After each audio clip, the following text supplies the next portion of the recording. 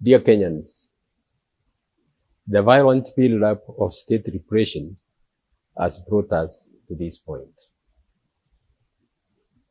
Kenya cries for a moral front to consolidate the incredible courage of the young people who have been demanding for a better country.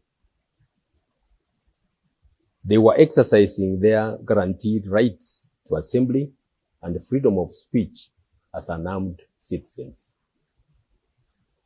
Sadly, yesterday men had their lives cut short with bullets, while others have been injured. Their lives had value.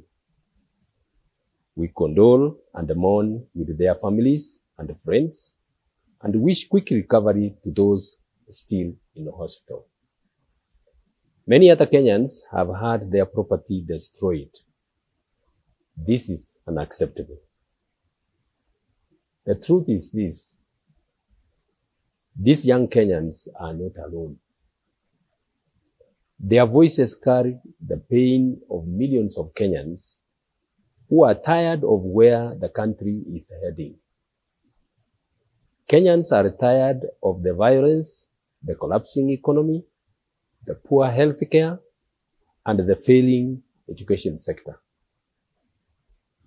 A nation cannot stand when its people's backs are broken. This is not an intergenerational conflict as others wish to frame it. Neither is it an ethnic or constitutional crisis requiring a referendum or yet another handshake. This is a failure of leadership, an institutional failure, and not a constitutional deficit. It is a failure that exposes the president's abdication of responsibility when his government oversees the weaponization of police and the military against unarmed Kenyans. We face a deep crisis. We are on the abyss of instability, but we do not have to give in to anarchy. We can prevent more bloodshed. We can prevent destruction of property. A moment like this calls upon us to write the next chapter of the history of our nation with the ink of moral fortitude. We must seek out common voices to guide us back to a path to constitutionalism, economic prosperity, and human dignity.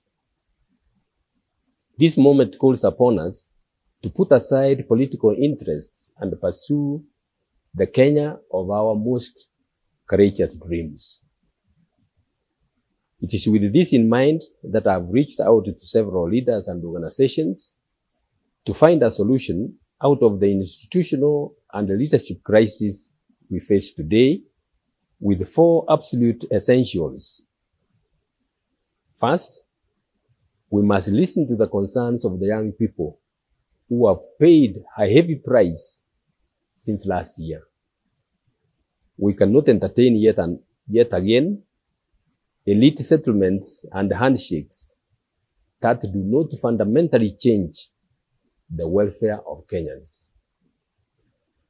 Second, we must hold accountable all leaders of institutions that have failed in upholding the rule of law, including the National Police Service, the IG, the DCI, IPOA, and the National Assembly. Third, we must arraign in court all those involved in the killings, injuring, and maiming Kenyans, as well as those who have destroyed property. Fourth, the buck stops with the president. We must commence a process to hold the president accountable for the gross violations of the Constitution.